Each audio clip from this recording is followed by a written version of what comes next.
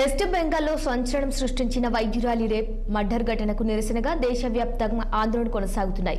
ఈ నేపథ్యంలో 24 గంటల బంద్కు వైద్యులు పిలుపునిచ్చారు. సిద్దిపేటలో ఇండియన్ మెడికల్ అసోసియేషన్ ఆధ్వర్యంలో డాక్టర్లు ఆందోళన కార్యక్రమాన్ని చేపట్టారు. అంబేద్కర్ చౌరస్తా వద్ద నల్ల బ్యాడ్జీలతో నిరసన తెలిపారు. రోగులకు ఎంతో సేవ చేస్తున్న డాక్టర్లకు రక్షణ కరువైందని ఆవేదన వ్యక్తం చేశారు.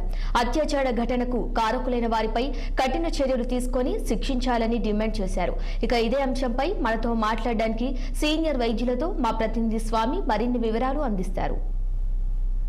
జరిగినటువంటి జూనియర్ డాక్టర్ అత్యాచారం కేసులో మొత్తం దేశవ్యాప్తంగా కూడా అటకుతా ఉంది. ప్రస్తుతం మనం సిద్దిపేట జిల్లాలో ఉన్నాం. ఇక్కడ ఉన్నటువంటి డాక్టర్లు ఉన్నారు. అసలు ఈ డాక్టర్ల మీద దాడులు ఎందుకు జరుగుతూ ఉన్నాయి, అత్యాచారానికి సంబంధించిన కేసులు ఎందుకు నమోదవుతా ఉన్నాయి అంశాన్ని ఒకసారి మాట్లాడించే ప్రయత్నం చేద్దాం. సార్ చెప్పండి, మీరు ఏం చెప్పదలుచుకున్నారు ప్రభుత్వానికి?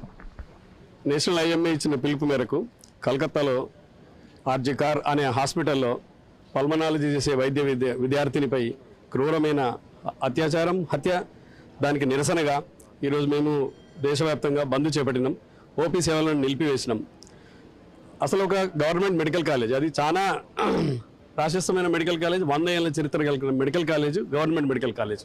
అందులోనే సౌకర్యాలు సరిగా లేక ఆ డాక్టర్ గారు 36 అవర్స్ నుంచి డ్యూటీ చేస్తూ రాత్రి 2 గంటల తర్వాత రెస్ట్ రూమ్ పోయింది. ఎక్కడైతే బెడ్స్ ఉన్నాయో అక్కడ అందరూ జూనియర్ డాక్టర్ ఉండడం వల్ల ఆమె సెమినార్ హాల్కి వెళ్ళడం జరిగింది. రెగ్యులర్ వెళ్ళే సెమినార్ హాలే కదా, నాకేమవుతుందని ఆమె అనుకున్నది. కానీ ఆ సెమినార్ హాల్ రాత్రి 2 గంటల తర్వాత వెళ్ళిన తర్వాత 2 గంటల నుంచి 5 గంటల మధ్యలో అత్యాచారము మరియు హత్య జరిగింది. తర్వాత పొద్దునే ఎప్పుడైతే వాళ్ళు దాన్ని కనుక్కున్నారో ప్రిన్సిపాల్కి చెప్తాను, వాళ్ళ పేరెంట్స్కి ఇన్ఫార్మ్ చేసి సూసైడ్ చేసుకున్నారని చెప్పారు. ఇది ఎంతవరకు ఆ ప్రిన్సిపాల్ ఎందుకు చేసిండు అన్నది విచారణలో తెలియాలి. ఈ నెల ఆగస్టు 9వ తారీఖున Calcutta government medical college, RG Kar medical college అనేటువంటి గవర్నమెంట్ వైద్య కళాశాలలో జరిగినటువంటి ఒక హీనమైనటువంటి చర్యకు నిరసనగా ఈరోజు దేశవ్యాప్తంగా ఐఎంఏ ఆధునిక వైద్య బృందం ఇచ్చినటువంటి ఐఎంఏ నేషనల్ ఇచ్చినటువంటి ఒక పిలుపు మేరకు ఈరోజు మొత్తం భారతదేశంలో ఉన్నటువంటి ఆధునిక వైద్యులందరూ కూడా నిరసన కార్యక్రమంలో పాల్గొనడం జరుగుతుంది. మరి 9వ తారీఖు నాడు వైద్య కళాశాలలో జరిగినటువంటి ఒక సంఘటన, అతి హీనమైనటువంటి సంఘటన, అతి క్రూరమైనటువంటి సంఘటన, యావత్ ప్రపంచం కూడా తలదించుకునేటువంటి విధంగా ఒక వైద్య సేవలు వైద్యం అందిస్తున్నటువంటి ఒక ఉన్నతమైనటువంటి చదువులో వైద్య సేవలను అందిస్తున్నటువంటి ఒక డాక్టర్ మీద కొంతమంది గూండాలు మరి మధ్యరాత్రి 2 గంటల సమయంలో ఆమె మీద అత్యాచారం చేసి చంపి మరి ఆమె శవాన్ని పైశాచికంగా మరి రేపు చేసినటువంటి ఒక సంఘటనకు నిరసనగా ఈరోజు వైద్య అంతా కూడా దేశవ్యాప్తంగా ఈరోజు నిరసనగా ఈ రోడ్డు మీదకి వచ్చి వాళ్ళ యొక్క నిరసనను తెలియజేయడం జరుగుతుంది. ఇది సవ్య సమాజం కూడా మీరంతా ఇవన్నీ చట్టాలు కూడా కేంద్ర ప్రభుత్వంలో ఉంటాయి. ఎట్లా దీన్ని కేవలం ఏం చెప్పదలుచుకున్నారు మీరు కేంద్ర ప్రభుత్వానికి? కేంద్ర ప్రభుత్వము రాష్ట్ర ప్రభుత్వం అనేది కాదు.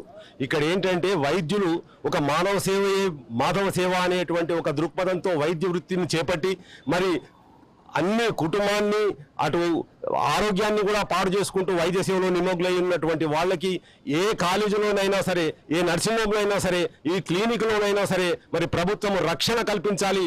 వారి మీద ఎవరైనా దాడి తలపెట్టితే మరి దిమ్మ తిరిగిపోయేటువంటి శిక్షలు విధించే విధంగా ప్రభుత్వం చట్టాలను తీసుకురావాలి. అది రాష్ట్ర ప్రభుత్వం, కేంద్ర ప్రభుత్వం అనే వివక్షణ లేకుండా ఈరోజు మా అందరికీ కూడా వైద్య వృత్తిలో ఉన్నటువంటి ప్రతి ఒక్కరికి, పారామెడికల్ స్టాఫ్ కావచ్చు, నర్సు కావచ్చు, డాక్టర్ కావచ్చు, వైద్య వృత్తిలో ఉన్నటువంటి ప్రతి ఒక్కరికి కూడా రక్షణ కల్పించేటువంటి బాధ్యత ప్రభుత్వం చేపట్టాలి అనేటువంటిదే మా డిమాండ్.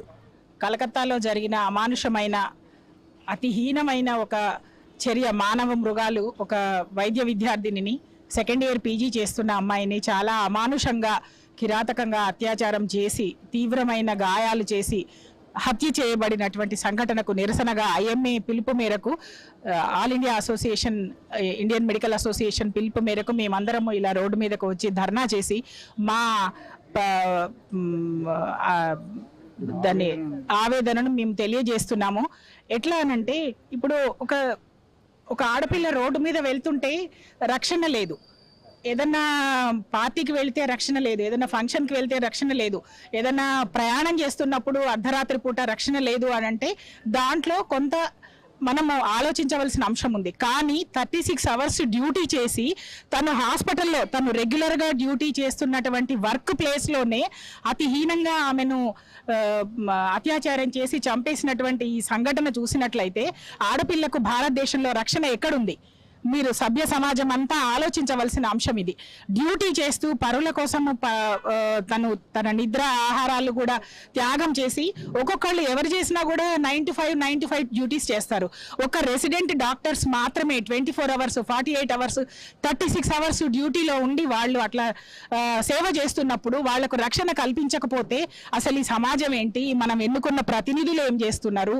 ఇదంతా ఎక్కడికి పోతుంది సమాజము? ఏదన్నా అంటే ఆడపిల్లల దుస్తుల మీద ఆడపిల్లల డ్రెస్సింగ్ మీద కామెంట్లు చేస్తారు. ఆమె ఏప్రాన్ వేసుకొని పద్ధతిగా 36 అవర్స్ డ్యూటీలో ఉన్న అమ్మాయిని వాళ్ళ హాస్పిటల్లోనే వాళ్ళ వర్క్ ప్లేస్లోనే ఇట్లా చేసినప్పుడు అసలు ఆడపిల్లలకు రక్షణ ఎక్కడుంది? రక్షణ సంగతి అట్లా పక్కకు పెట్టి హత్య జరిగి ఇదంతా అయిన తర్వాత పేరెంట్స్కి చెప్తే కూడా 3 అవర్స్ వరకు వాళ్ళని లోపలికి అలో చేయలేదు. అది సూసైడ్ అని దాన్ని ఒక మసిబూసి మారేడుకాయ చేసి దాన్ని ఏమంటారు ఆ సాక్ష్యాలను కూడా తారుమారు చేసేటువంటి సంఘటనలు, రిపేర్ కింద పక్క రూమ్లో మొత్తము డిమాలిష్ చేయడము, ఇలాంటివన్నీ చూస్తుంటే మనం సినిమాలలో చూసినట్లుగా ఉంది. రాజకీయ నాయకుల అండలతోటి ఎవరైతే ఈ హేయమైన కార్యక్రమానికి తలపడ్డారో ఆ నిందితులు తప్పించుకొని పోయే ప్రమాదం ఉంది. మేమందరము ఈ సంఘటనను చాలా తీవ్రంగా ఖండిస్తున్నాము. మాకందరికీ న్యాయం జరగాలి. ఒక ఆడపిల్లకు అన్యాయం జరిగితే అసలు దేశం సిగ్గుపడవలసిన అంశం ఇది. తప్పకుండా ఇది న్యాయం జరగాల్సిందే. జరిగేంత వరకు మా పోరాటం ఆగదు.